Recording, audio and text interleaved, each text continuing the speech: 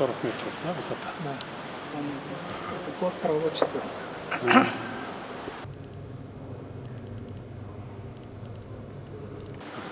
В мире.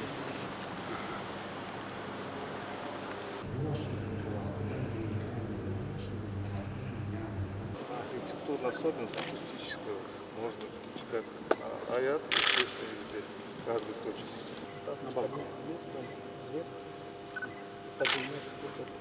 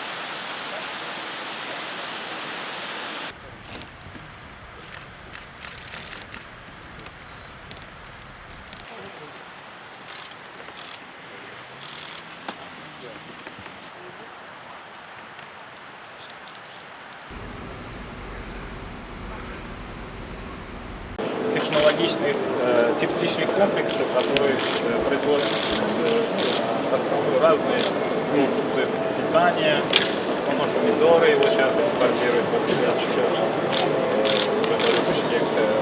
это перерабатывающий отрасль. Не производим, мы покупаем, жарим, упаковываем и экспортируем.